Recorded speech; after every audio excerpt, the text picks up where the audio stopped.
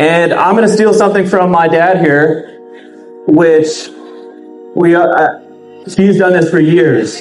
And what he's always done is, if you've caught a fish of this size, I'll have you raise your hand and you can take over. There you go. Yeah, so if you caught a bass, calico, sand bass, 5 pounds, raise your hand. Okay? Keep them up as I go. 5 pounds, 6 pounds. 6, 7, 8, 9. Ooh. All right, here we go. 10 pounds. 10 pounders. All right. What do we got? 10, 2? Oh, we got one there too. There you 10, go.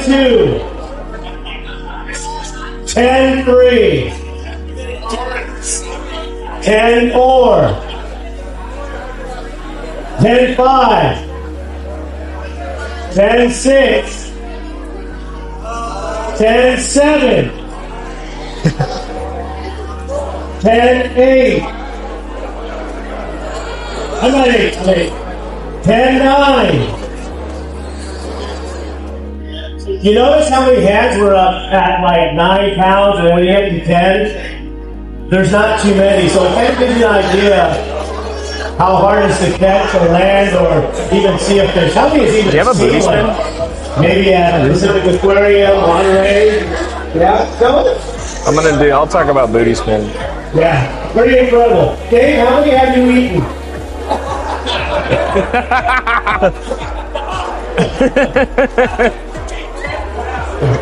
Yeah, so I always like to start off just to get a gauge of, how many people caught big bass. It really gives you an idea that they're not easy to catch, and one, you have to be lucky. A lot of factors come into play. So, but anyways, I'll start off with a question. What is your favorite way to catch bass? So for me, it'll be a little long-winded, more than just the bait. I like fishing at night. Kind of what I always said is nighttime's the right time. I've been to Clemente, been to Cedros, been to North Baja, all epic fisheries, but to be honest, what kind of is really fulfilling for me is fishing at nighttime local. Whether that's Santa Monica Bay, Long Beach, The Wall, that's basically our backyard. So if I could catch a trophy bass at nighttime, kind of the way I like to, and when I'm predominantly going to fish, a fixed head, more say your traditional freshwater bass style jig. This is just a skirted jig head with a skirt. Whether you put a swim bait tail, you could put something like a creature bait like this. This is basically freshwater bass fishing. But this here, this specific jig and lure, caught one of my bigger fish last year. It was like a 9.5 pound fish. And I'm just bringing this thing to the rocks, crawling it through. What I'm really trying to imitate here is the crabs and the lobsters, kind of that high protein, big fish bait. That's my long-winded answer. My favorite way to catch bass is not so much about the lure, but it's more about the zone. Like, I prefer to be uptight at San Clemente Island, preferably. On the backside, I like to be where there's lots of rock, lots of kelp, big swell, lots of foam, kind of in the danger zone, as most would call it. Surface iron, 9-inch weedless swim bait, but casting it up tight, super close to the rocks, winding it on the surface. I like seeing them come out to grab it and kind of, planning your next cast around the next swell that's coming in and the rocks and kelp that's around. My favorite way to get them is on a surface iron, 9-foot jig stick, Cali Sunrise.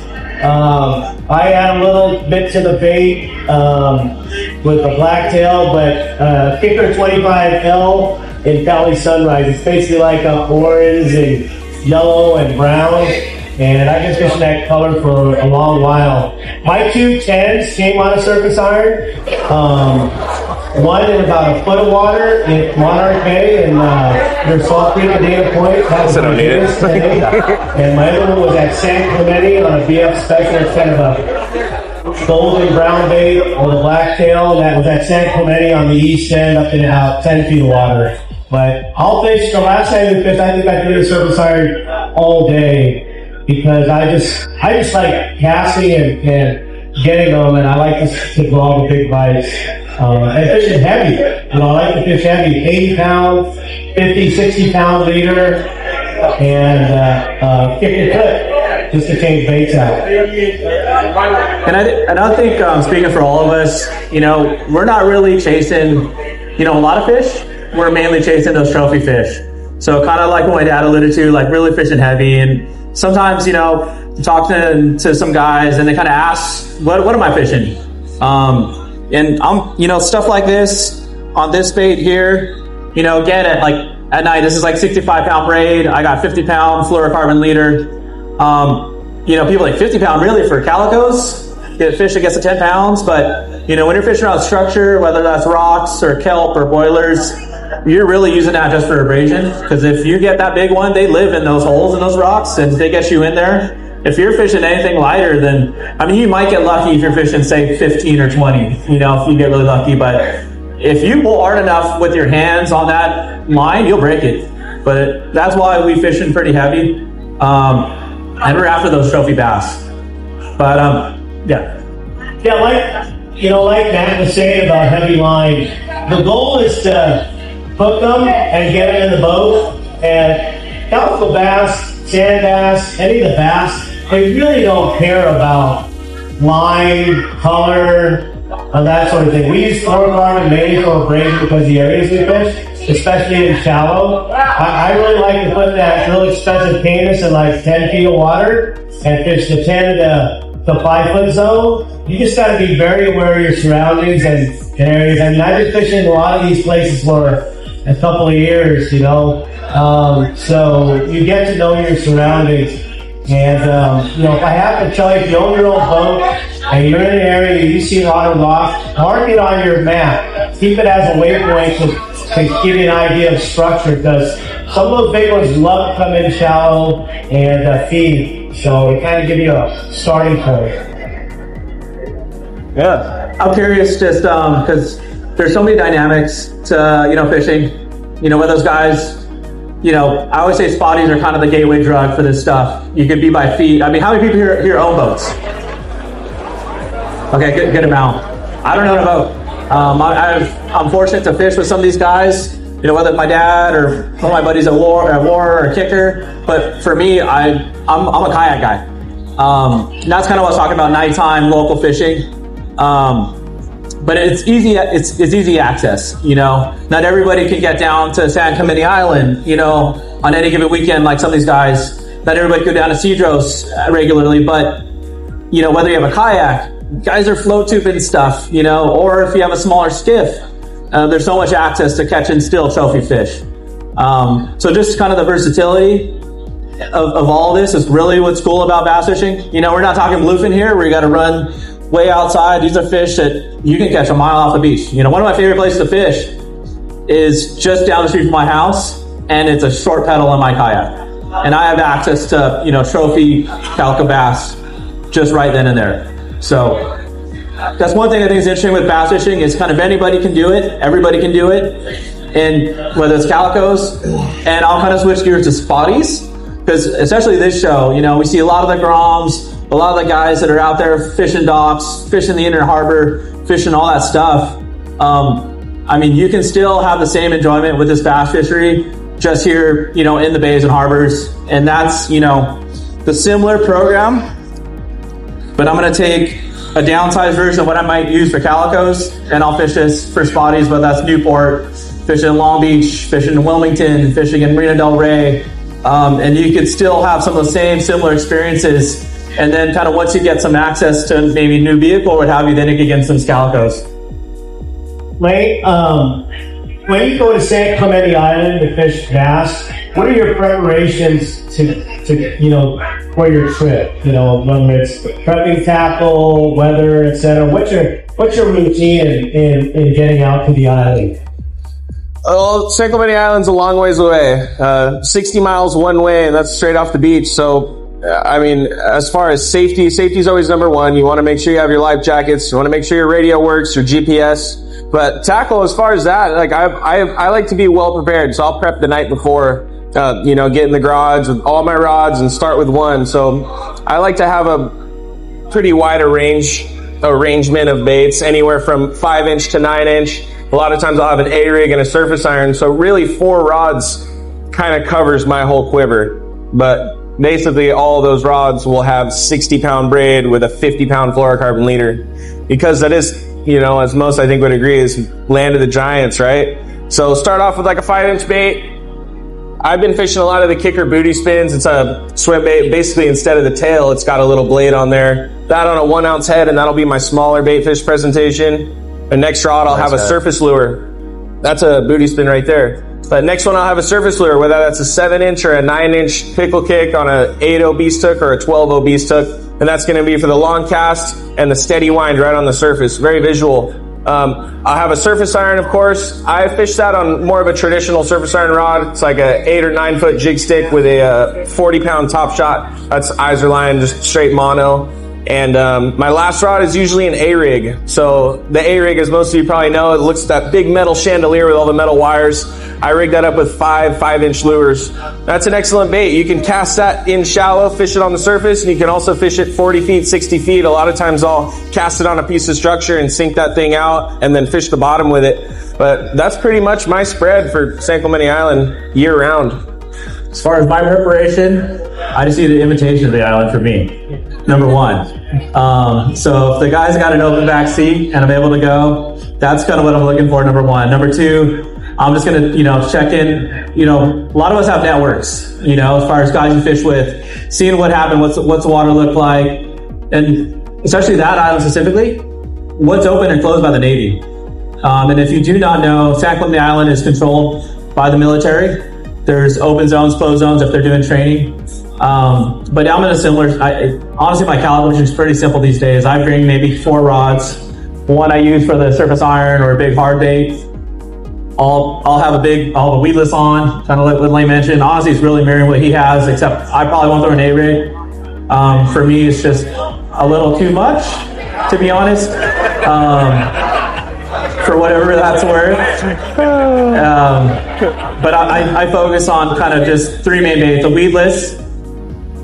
In the last few years, what Lane was alluding to, these booty spins, and on the neck breaker head, this 1-ounce head with this with the pivot on the hook there, you could fish as quick and fast up high and shallow, whether fishing boiler rocks, or you could drop it down 40, 50 feet if you needed to.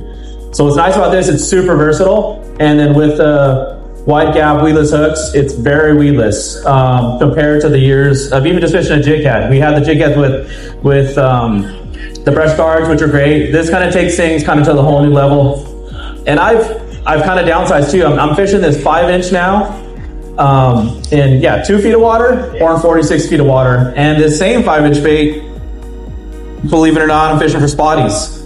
And this is on a 1/2-ounce neck breaker head as well, where it's really getting grass. Again, I can fish it up high and shallow if I'm fishing shallow grass in Mission Bay, or if I'm fishing some deeper docks in Newport or Long Beach, I can still get it down. That's my preparation. Invitation first. Of course, my preparation is different. During the wintertime, I mainly run trips on my own. I don't usually do any starters or have clients, so I'm very, very simple. Three baits, a war-bait swim jig and a 5-inch trailer, a 7-inch weedless, and a surface iron. Very, very simple, because I like to just chuck and wind. I like to cast and wind, and if they're not eating that stuff, then I'm flipping kelp or just fishing the boilers with the swim jig. I'm losing a lot because I'm really placing it in areas where bite, you can get the high percentage bite, so I don't have a problem. And again, remember, we're all fishing for different fish. We're fishing for that one. So I try to keep it simple, so I'm not all over in the box. And be simple. I'm gonna switch gears though, because not everybody goes to San Clemente regularly. Local. That's where I actually add a little bit more to my quiver. So especially, kind of that same zone where I'm fishing at night. If I'm fishing in the daytime, say the break wall, I'm adding crankbaits. Actually, probably I mean, I love fishing the jig, low and slow at night, big bite, epic, but daytime or low light, fishing a crankbait fast on the rocks, it's probably one of the most, I would say, exciting bites you can get, because you're long cast, grinding the bait down, bumping rocks, you're always kind of maintaining contact with the rocks, pausing it, and when you get bit on the crankbait, they rip the rod out of your hands. Similar to fishing a surface iron or what have you. It's a full reaction bait. And I mean, we're winding these things with a 6-to-1, 7-to-1 gear ratio reel pretty dang fast to keep the baits down. If you see them, they're jumping around. These crankbaits are hunting, going through the rocks. Quick pause, gives the fish a second to look at it. Boom, you're bit. Next thing you know, you're just kind of holding on to that fish. I'm gonna add crankbaits, I'm gonna add jerk baits along the same, whether it's walls or riprap. And also kind of mixing it up too with sizes of swim baits. So I might go 5, sometimes I'll go 7, and even bringing it back to kind of old school stuff. Like a lot of these baits here, like these creatures. This is a Berkeley Shape 108. At the end of the day, this is a fancy, why am I blanking? Not a Magombo. Football jig, swim jig. No, the bait, the curly tail. Grub? Not a grub? No. You should know this. Anytime you have a question, feel free to interrupt us. We'd be glad to answer any question. I think Charlie had his hand up. He had a question. Well, you answer my question. That's okay. What about colors for night fishing? Colors for night fishing? The question is colors for night fishing. So, and I've really simplified things over the years. Nighttime, I'm trying to just have a good silhouette. I'll fish a lot of, I'll try to, it's cliche, came from fly fishing, match to hash. I'm trying to go creature bait colors, kind of those, the spider crabs, the lobsters, a lot of browns and oranges, some greens and reds, or even I'm fishing straight black, straight, kind of motor oil, things like that, where at the end of the day, and this is nighttime, if there might be some sunlight, some moonlight, you might see some of it, but for the most part, these fish are, I think it's a little visual, and they just see something flowing down. So I'll some of these in here, when I fish at night, a lot of times, and you'll notice, if you look at my box, one half is straight black jigs, I'll have some brown and orange, green and red, and straight green pumpkin. And I'll fish in something like this with a black creature bait. And I'm really digging into the freshwater game, black and blue craw, black and red craw, and another one I really like is black and chartreuse, or the purples and June bugs. So Matt's talking about a lot of craw presentations, but I'm more of a bait fish kind of guy. Like I like fishing a swim bait. I will throw the craw around from time to time, but I prefer, a 5-inch to 7-inch bait fish presentation, and that's more of, like a cast, a little faster whine, and then you click it in free spool, let it flutter back down, kind of trying to imitate a bait fish that may be injured or one that's trying to flee from a predator. And for night colors, I do like the darker presentation, like a black bait or a purple with some flake, but I also kind of nerd out on like the moon and the light and stuff like that. So there's some nights where I believe that the bass would prefer a bait with more of a clear style body, like something a little more see-through or something with, a different color flake, whether that be silver or blue. So just a couple, opposite sides of the spectrum, I guess you could say, with a craw and a bait fish, but also a silhouette dark style bait and also a clear, more see-through style presentation.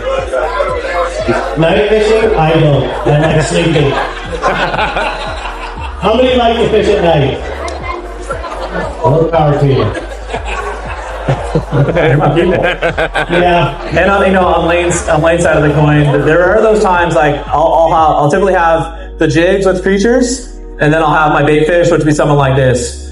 And at times, a lot of these walls, they'll get piles of bait fish that'll get on the walls, and those are the times where I'll really kind of, that's where my confidence is the creature baits. But if there's a lot of bait fish around, I'm gonna go switch to something like that. I know that you kind of the talk, and a lot of the talk is like a lot of the chovy that's around. And if we need to scale down, like things like this smaller 5-inch, what's it called? What's the name on this one, Lane? Booty spin. Well, the booty spin, this has a blade, but this black back, bait clear bottom. That one. and it has a red on the cheeks, kind of like a big anchovy.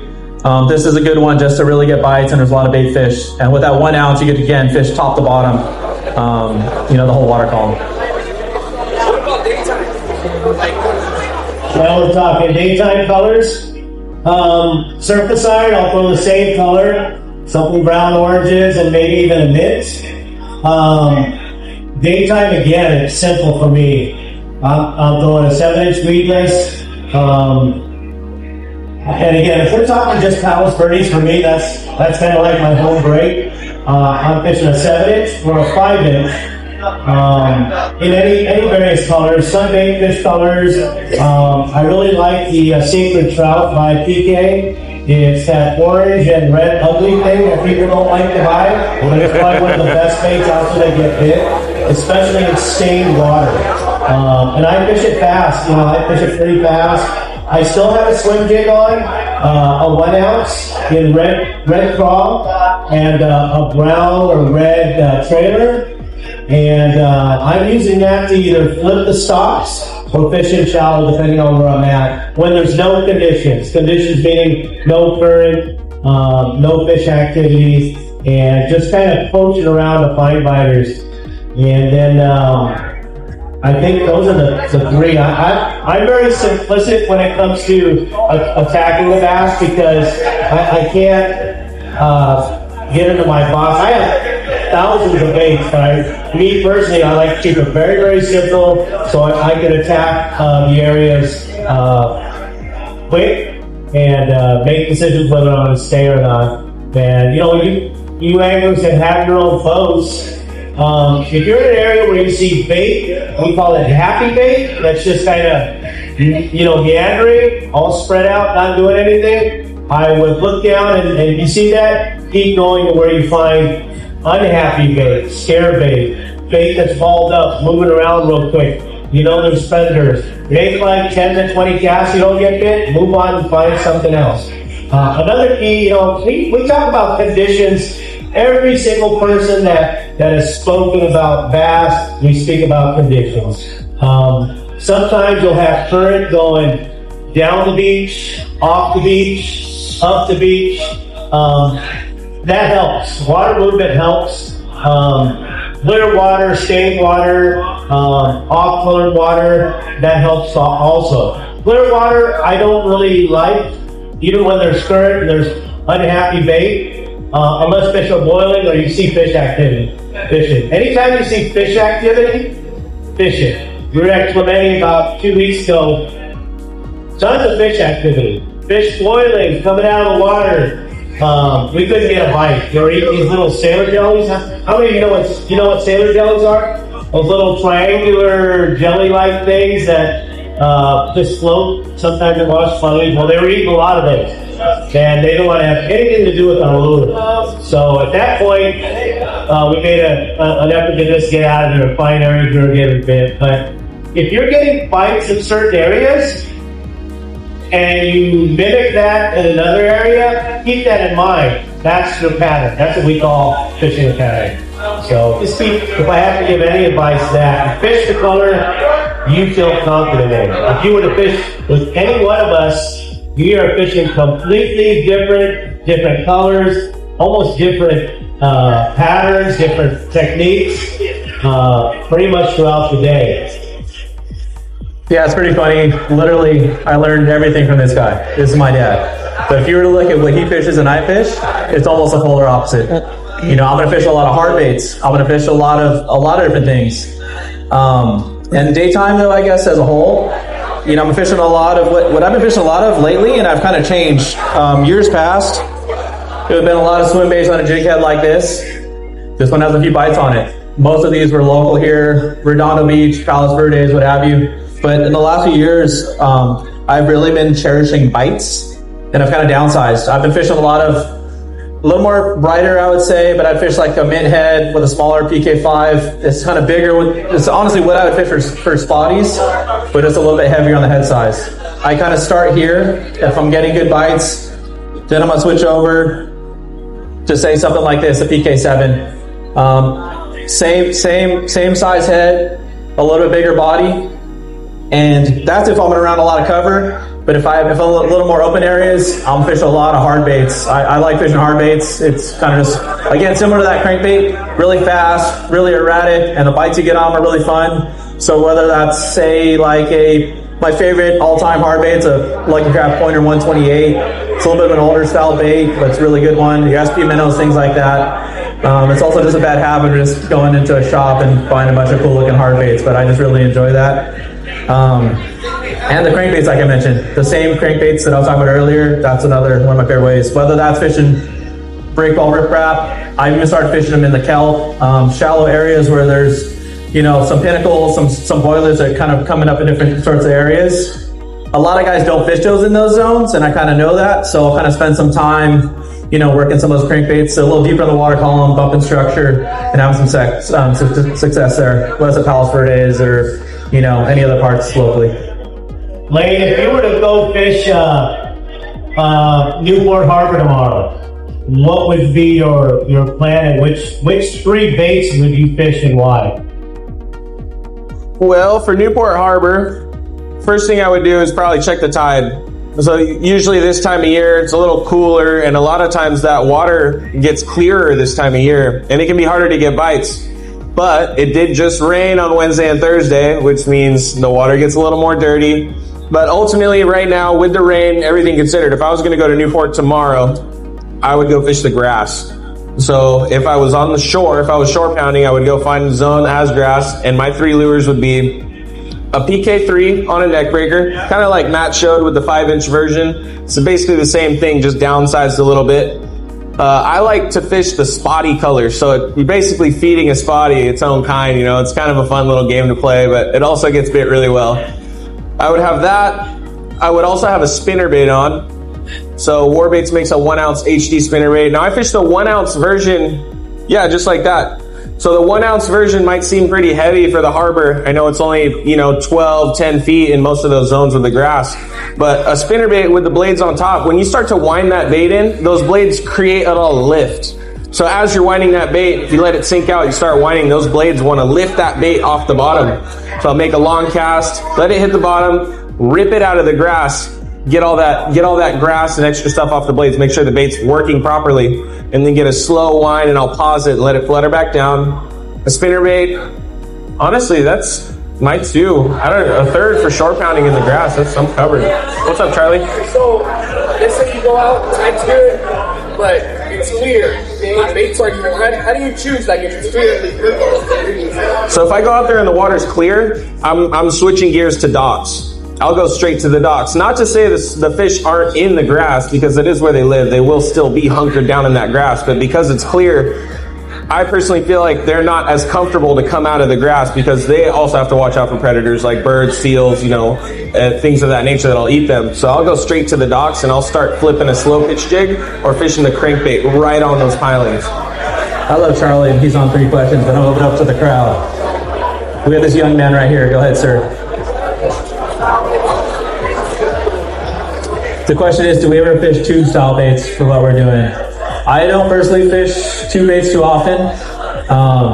For me, the tube baits that we used to fish, we're flipping tubes. Like 15 years ago, his ex-partner was kind of the guy doing that, a guy named Keith Michael. But I don't fish too much tube baits. For me, I'm going to skip a jig under a dock with a creature bait. I'm going to take that same situation I had here. I'm going to skip a jig way under there. If you know what skipping a jig is, if you watch the Bassmaster, see a guy scoot a jig all the way through. You're basically getting that jig in a place where the other guys can't. But that's what I'm going to do. Oh, saw the hand go up. So the question about tube baits, in my business, it's a really key bait to fish. I have a guy that pours me tube baits. There's a time and a place. When a client gets one over 9 on a tube bait flipping kelp stocks, what can I say? I mean, it does get done. It's what they're comfortable fishing. It gets bit. Do I? Absolutely. It's a good tool. I don't think, it's nothing new. It's been around forever. But I fish everything. You come on my boat, I got 17 3700 Plano boxes filled with tackle for every situation. Because in my job, you need to get bit. If you're not getting bit, you're not doing your job. So I really try to do what I can to do that. But the question was if I use two baits. Now in the harbor, whether it's Newport, I fish two baits. I fish a crankbait and I fish a spinnerbait. And I generally fish a spinnerbait all day. Because again, it reminds me of fishing the surface iron because you're casting winding and the bite is dramatic. How many of you got a spotty on a spinnerbait? Yeah, isn't it the best? Yeah, it really is. They generally are a little bigger, but for the most part, those things are ravenous. They love to eat those. And I like going the 1 ounce HD Warming spinnerbait. It's tried and true one of the best spinnerbait out there for saltwater. Thorough, and that every specialist, the way to go. That's high confidence bait, whether in any bay, Fishing Bay, Newport, San Diego Bay. On the topic of tube baits, really quick, there's some, if you really want to nerd out on tube bait stuff, there's some trick things you can do. Fishing a traditional flipping tube, where you position the weight in the tube. There's things you can make them spin. You can make them drop horizontal. If you go front forward face, you can make them go straight down, pop and zigzag. I nerd out on a lot of that stuff, and there's different things you could do, and there's other things like you can put foam in them to make them rise, add seltzer tablets, add bubbles. It's actually a really versatile bait at the end of the day. And if you talk to some really tech tournament angler guys, there's a lot of tricks up their sleeves they'll do with those things. They're hyper weedless, and you can skip them a mile if you really want to send it down into a dock or whatever. Night crank fishing in the kelp, like what are you looking for? Yeah, the question was night crank fishing in the kelp. To be honest, I don't do a lot of nighttime kelp fishing with a crank, but I will fish a crank at night on some riprap or parts of the wall with my kelp. What I have done is fishing a deeper diver square bill. If I'm fishing right up tight parallel, it goes through the kelp really well, more than a longer lip bill will. So more of that coffin style bill, and I'll try to fish that in like 8 to 10 foot of water. With a little bit more parabolic setup. Yeah, for night fishing the crank, for me it's more about covering water. So I want to make 2 or 3 casts in a zone, and I'm on the trolling motor and I'm pushing forward and covering new zones. But I really like to fish it in those areas that have lights in them, like the Port of Long Beach, for example. Oh yeah, that's actually the... Yes, there's like the oil islands have big lights on them. A lot of that stuff along, any piece of structure in there, they have those big warehouses and stuff like that are operating 24 hours a day, every single day. And they have big spreader lights that light up their parking lots and their streets and stuff like that. So most of the water's edge is pretty lit up. And at night, those fish feel comfortable to expose themselves in shallows and fish the crank all in those lit up areas. Yeah, that was a little, and you was talking conditions as far as what you might see in the kelp or the reefs. That's a little condition that's a kind of a niche little deal where we've fished different night tournaments. And we'll run let's hit, I'm a little bit of a nerd. I'll spend a lot of time on Google Maps. I'll see where the light posts are on the inner harbor. I'll mark those, and I'll run a pattern hitting all the light sections, specifically with a crankbait or a hard bait, knowing that those fish can see that stuff a little bit better, versus just kind of blindly working through a zone. Okay guys, hey, this spot, let's make sure we hit these. Hit them, make a few casts, don't bite, run to the next one, and in between, I'll flip a jig or change it up in between there. Any other questions, I guess, from everyone here? Go ahead, bud. The biggest fish I caught. So, let's see. Torture tuna. The biggest fish I've caught is a bluefin tuna. Oh, there we go. That one is a 120, fishing with Brandon Nelson. My biggest bass, though, is a 9.5 pound calico. My biggest spotted bay bass is 3.5 pounds. And my biggest sand bass is, I didn't actually get a weight on it, but it was somewhere in that 9-ish plus 10-ish realm. How about you guys? My biggest calico is 9.5 pounds. I caught that fishing at night in Long Beach on the breakwall. My biggest sand bass is 9.5 pounds. I caught that fishing the breakwall in Long Beach. My biggest spotty is like 2.8. So not quite as big as Matt's, but I'm still searching for that 3+. What about I have a 10-8, a 10-4 calico. I have a 9-10 sand bass on a crank inside Long Beach Harbor. Spotty's 3.5 on a crank on the Sunset Wall. My largemouth is a 9-6 on a crank. My largemouth is 9.5 pounds in a golf course in Van Nuys. What's your big bass weight? Well, they say if you don't weigh, you can't say it. But the one I did weigh was like around 7 pounds. But, you know. The 3 more questions. I like it. You fish a lot of the 8 ring. Charlie with his 6th question. Go ahead, bud. Sorry. Honestly, like Benny said earlier, I'm just looking for condition. Like, you know, my dad's actually in the crowd. We fish together quite a bit, and he'll vouch for me. But if we're in a zone and I don't like it, I'm like, all right, let's go. And he's like, his line will be out. And he's like, all right, you know. But I'm like, let's pull the trolling motor, let's go. So I'm looking for current, and I like dirty water. So I like, if you ever look in the water and you see it looks like there's almost like weird little particles of sand and, you know, that kind of stuff. I like the filthy water with current, and I like, you know, the surge of the swell. So most of the time I'm shallow, you know, maybe floating in 10 to 15 feet, casting up tight. But usually telltale for me is current, and I like seeing those particles. You know, I think most of that stuff is churned up from the swell coming up and stuff like that. But it's sand and like pieces of the grass and stuff like that. Good. Saying the wall is this secret wall we're talking about. You're talking about all north walls. So that's a blanket statement for walls. So, you know, when people talk about the wall, I mean, as far as the wall, most people think of, you know, Long Beach, you know, the Federal Break Wall. I mean, like when I was kind of growing up, coming up, that was, you hear about it, you know, you finally go there, and sometimes it could be amazing. Other times it'd be like, man, this place sucks.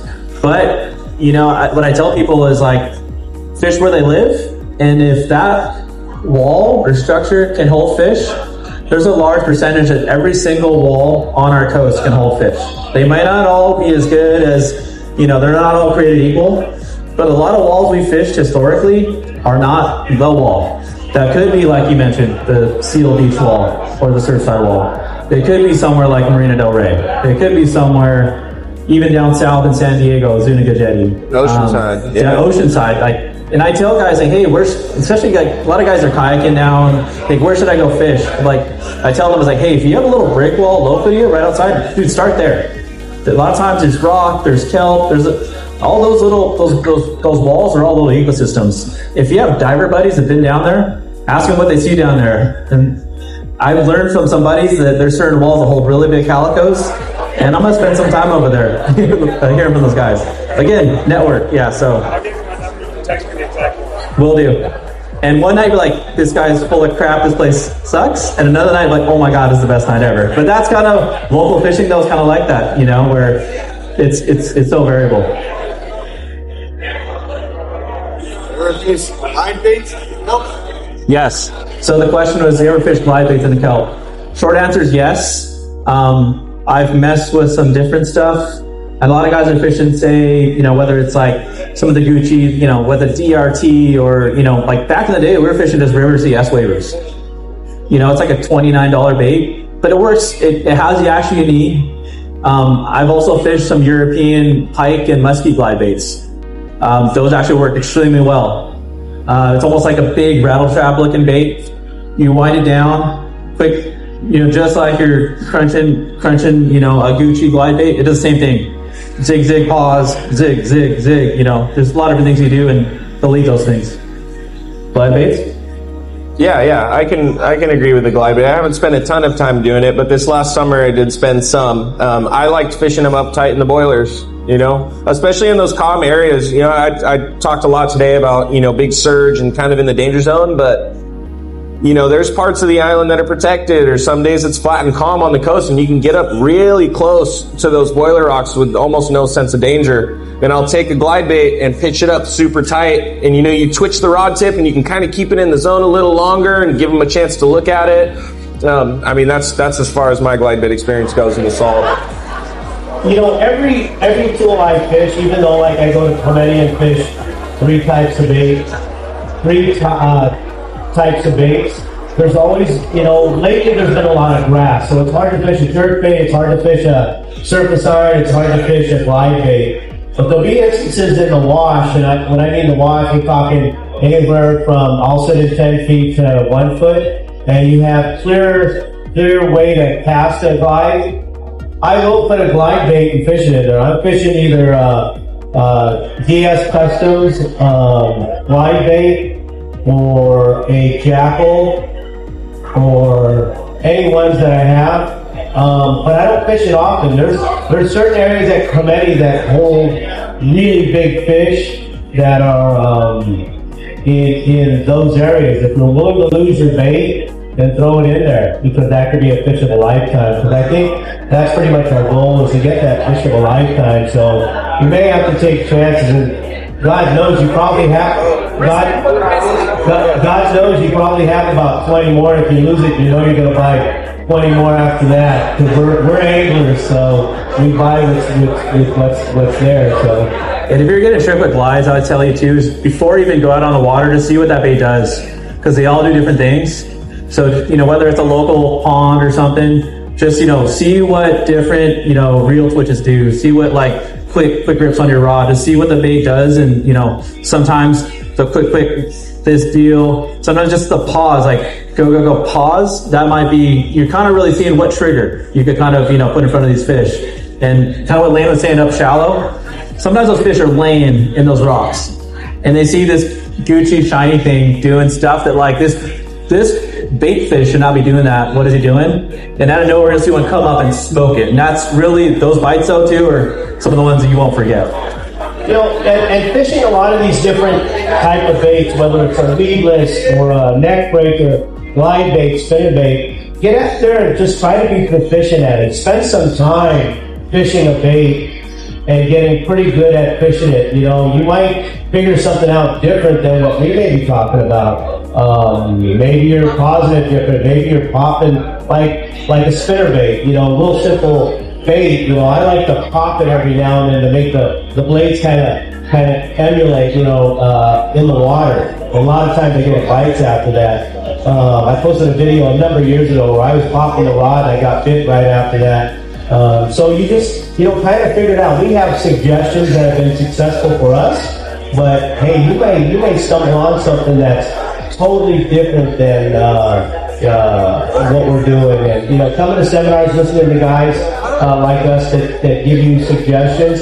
We're only kind of I don't even say a blueprint, but just giving you suggestions that's been successful for us. And we probably do everything. Matt may throw a spinner bait different than Lane versus me. We all have our little nuances and things we do differently. And if you're fishing with somebody and they're getting bit and you're not, and you guys have the same bait, they're definitely doing something different than you are. And it's not because they're on the better side of the boat. It's probably because they're doing something that's triggering the bites. Try to emulate that. Good question. Yeah, go out there in the back end. Sorry again? Ooh, live bait on a sport boat. That's one of my favorite things, actually. So if I'm fishing bass and live bait, if there's Spanish mackerel or a little greenie in there, I'm gonna go straight for the greenie or the Spanish and not mess with the sardines. And if I'm solely looking for a big fish. One of my good buddies, Randy Spicer, years ago, we spent the night at Clemente. And we had a tank full of mackerel we made. There's been some yellows and some sea bass. Front side of Clemente was not biting. We're throwing all the stuff, surface irons, Gucci hard baits, swim baits, you name it. And we're like, I know that these fish are here.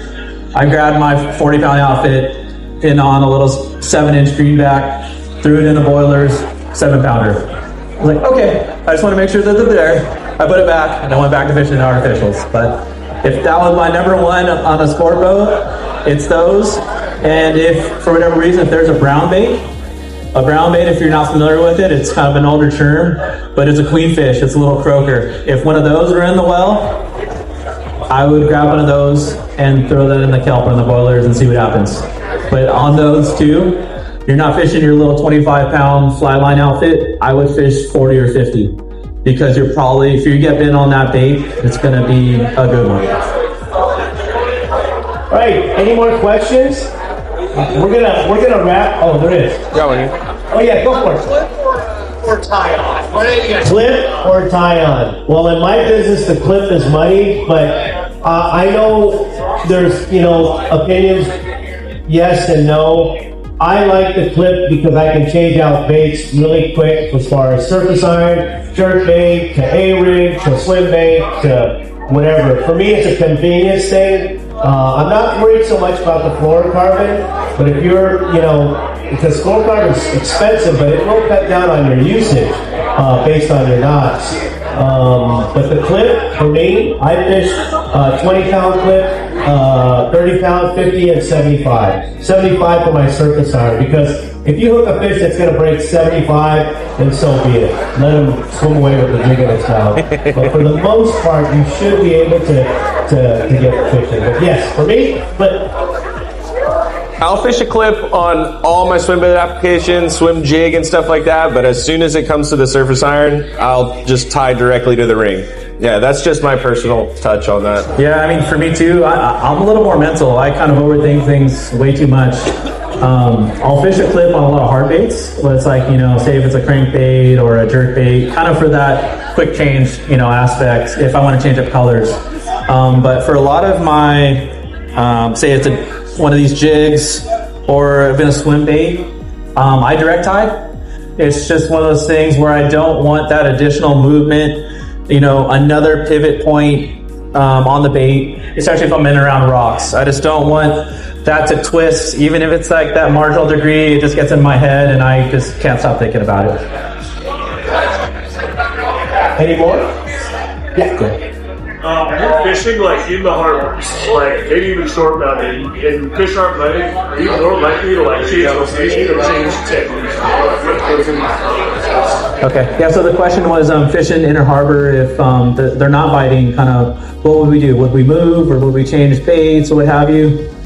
I guess my answer would be, depending on where I am in the harbor, if it's a long drive, I'm probably not going to move. I'm probably just going to, depending how much time I have, I'm probably going to hunker down.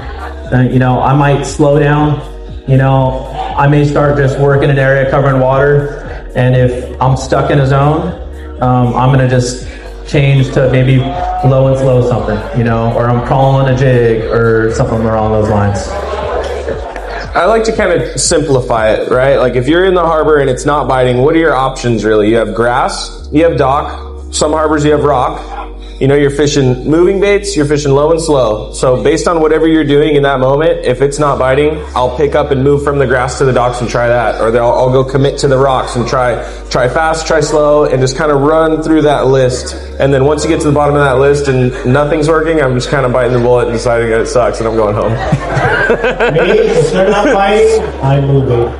Yeah. I'm just trying to find a different area to fish, that's conducive to getting bites. Yeah, for sure. You won't find that guy short bounty though. Let me tell you that. Oh, short bounty. Yeah, I would went to the charter barge a long time ago.